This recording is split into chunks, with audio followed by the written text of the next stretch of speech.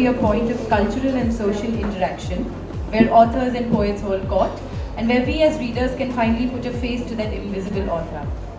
Today we've gathered here for a special workshop on life-enhancing techniques with author Malti Bhojwani.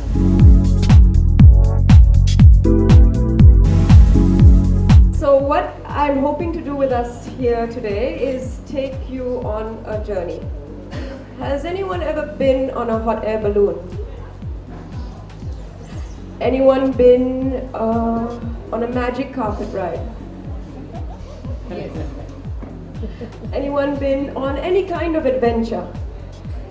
Of course. Fabulous. Okay, so today, seated here in your comfortable chairs, I am going to take you on a journey. And I feel the message now. If we stop learning and we stop being open to things that people have to share with us, then we stop growing. And if you're not growing, then you're stagnating. And I don't think there's an end. I think that till the day I die, I will be learning. As I learn, because of the career path I've chosen, I share. I learn, I share, I learn, I share. I think that what works for me is to take on what works and to ignore what our digestive systems can do that. We eat and then we eliminate what we don't need, we absorb what we need. Why can't we do that? Why can't we be selective in choosing what works? Having said that, when you practice plugging in, I think we become more sensitive and we become more discerning, and you know what's good for me and what's not good for me. It happens to me, yeah. I mean, learn all you can, read as much as you want, go for as many workshops and learning. I think once a soul becomes hungry for personal growth, it learns and learns and learns, and you want more and more and more. It's almost insatiable. But at the same time, take what works, discard what doesn't.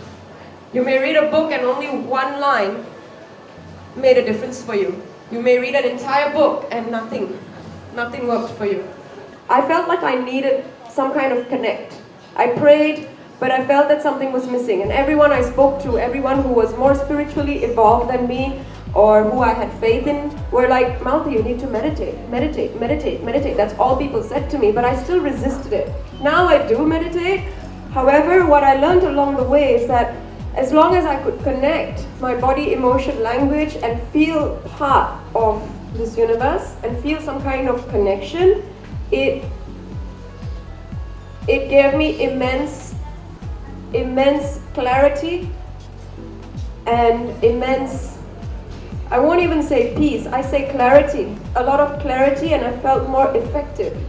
So everything that I did worked better. So what I'm saying is that if you can't do that, like don't not meditate, don't knock it just because you don't have 2 hours to spend up, of course I'm exaggerating, but you know what I mean, yeah. Do what you can, find your way of connecting to universal energy.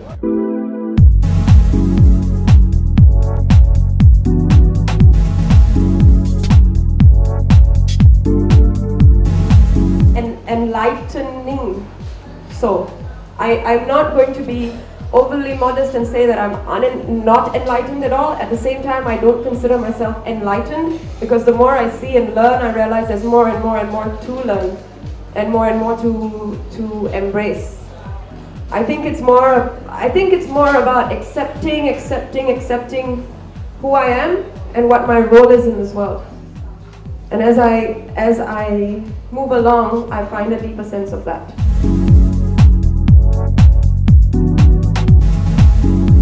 Removing negativity, you cannot. You have to replace negativity. You can't remove negativity. You have to replace it with something else. So I like analogies. So if you look at yourself as a vessel and it's full of crap, sorry to use that word if I'm allowed to here, okay. If it's filled with negativity, then you need to put positive or good stuff or things that you like into it. I don't think that life is all rosy and everything's positive and beautiful. I think even sadness has its place, and disappointment has its place, and anger has its place. All these emotions have their place. They all serve a purpose. Anger sometimes helps you to stand up for yourself. Sadness helps you to be compassionate. Okay? But negativity, when you expect things to go badly, that I feel is limiting and paralyzing. So instead, if you just expect things to go well, then you're adding more positive energy to it, you make yourself feel better, your body, your emotions, your language is all better. So I would replace, and actually that's why the book is called Don't Think of a Blue Ball. Because the whole thing is you can't not do negativity, you just have to do positivity.